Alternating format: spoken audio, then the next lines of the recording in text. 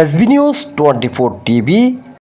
চট্টগ্রামের বোয়ালখালীতে বাদামতল শহীদ জিয়া স্মৃতি উন্মুক্ত অলিম্পিক ফুটবল টুর্নামেন্টের ফাইনাল খেলা রবিবার 11 জানুয়ারি রাত 9টায় পোপাদিয়া ইউনিয়নের বাদামতল সংলগ্ন মাঠে অনুষ্ঠিত এই মেগা ফাইনালে টাই ব্রেকারে জয়লাভ করে চ্যাম্পিয়ন হওয়ার গৌরব অর্জন করেছে হাজীপাড়া একাদশ।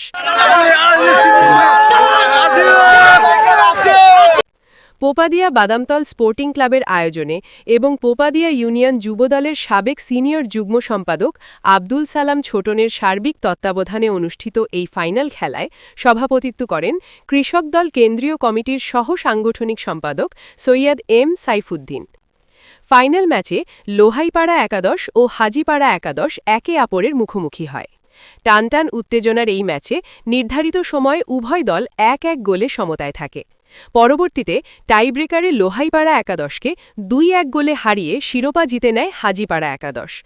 অনুষ্ঠানে প্রধান অতিথি হিসেবে উপস্থিত ছিলেন চট্টগ্রাম দক্ষিণ জেলা বিএনপি কমিটির যুগ্ম আহ্বায়ক আলহাজ আজিজুল হক।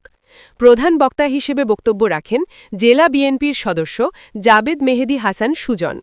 খেলায় উদ্বোধক হিসেবে উপস্থিত ছিলেন বোয়ালখালী উপজেলা বিএনপির সাবেক সিনিয়র নুরুন্নবী চৌধুরী ও উপজেলা বিএনপির সহ সাংগঠনিক সম্পাদক মোহাম্মদ মুসলেম মিয়া। এ সময় বিশেষ অতিথি হিসেবে উপস্থিত ছিলেন চট্টগ্রাম দক্ষিণ জেলা যুবদলের সহ সভাপতি শফিকুল ইসলাম শাহিন, বিএনপি নেতা হাজী পেয়ার মোহাম্মদ, লায়ন ইকবাল হোসেন, আরিফ, জহিরুল ইসলাম চৌধুরী ও জসিম।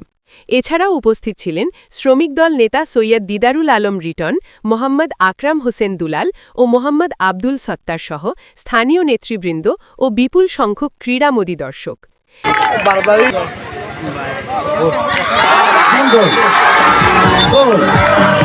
খেলা শেষে বিজয়ীদের মাঝে পুরস্কার বিতরণ করেন অতিথিবৃন্দ। SV news 24 TV, Boalkhali, Chittagong.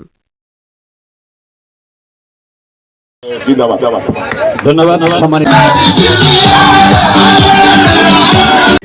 আছে এটাকে বিশ্বমানের উন্নীত করার জন্য ওনার প্রচেষ্টা থাকবে। বিএনপি যদি ক্ষমতায় আসে ক্রীড়া এবং সংস্কৃতিতে বিশাল প্রোগ্রাম রেখেছে, আপনারা দেখেছেন।